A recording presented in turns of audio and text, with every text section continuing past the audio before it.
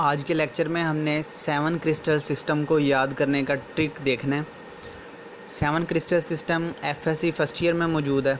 उसमें से एमसीक्यू आ जाता है, कभी कभार एक आध बार लॉन्ग आया, जबकि बीएससी फ़िज़िकल केमिस्ट्री में ये लॉन्ग के तौर पे आ जाता है। ठीक है, अब इसको याद करने का ट्रिक क्या है वो देख लेते हैं।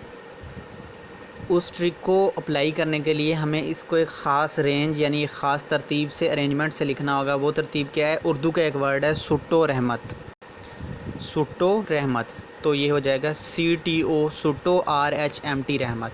तो इस तरतीब के मुताबिक हमने इन ज्योमेट्रीज़ को याद करके लिखना है सुट्टो रहमत के मुताबिक। ठीक है, इस बुक में इसी तरतीब से लिखा हुआ है, मगर जिन बुक्स में तरतीब से नहीं है उनमें आपने फिर सेपरेट तरतीब के साथ इसको लिखना है। सुट्टो रहमत, cubic, tetragonal, orthorhombic, rhombohedral, hexagonal, monoclinic, triclinic. तो ये सुट्टो रहमत कोड बन गया। अब पहले इसके एक्सिस को देखते हैं। एक्सिस कहते हैं साइड्स को, A B C वाली जो साइड्स हैं इनको।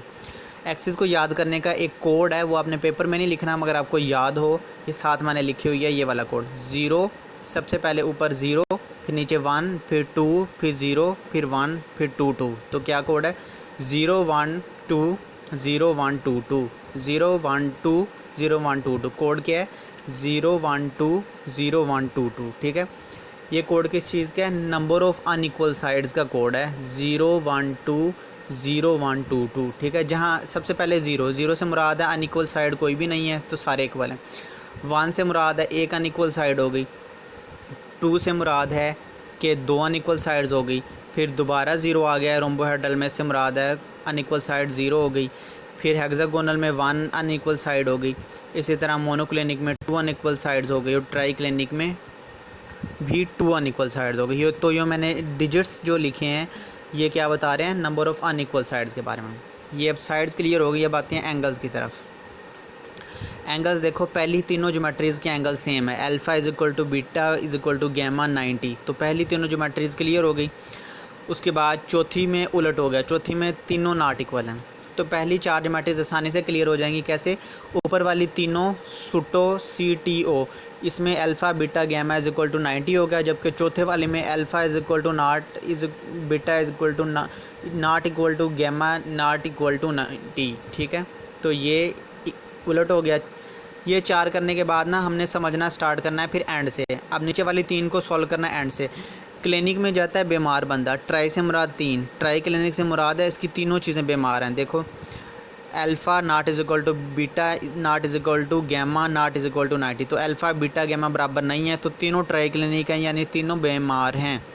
उसके बाद मोनोक्लिनिक, मोनोक्लिनिक में बेटा नाराज़ हो गया। ठीक है, बीटा यानी बेटा नाराज़ हो गया, तो बेटा नॉट इक्वल टू 90 मोनोक्लिनिक में।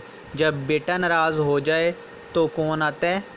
मामा आता है। ठीक है, तो ये ऊपर आ गया गैमा, तो गैमा आ जाएगा 120 के बराबर। ठीक है, तो हेक्सागोनल में गैमा आ जाएगा 120 के बराबर, अल्फ़ा बीटा हो जाएगा 90 का।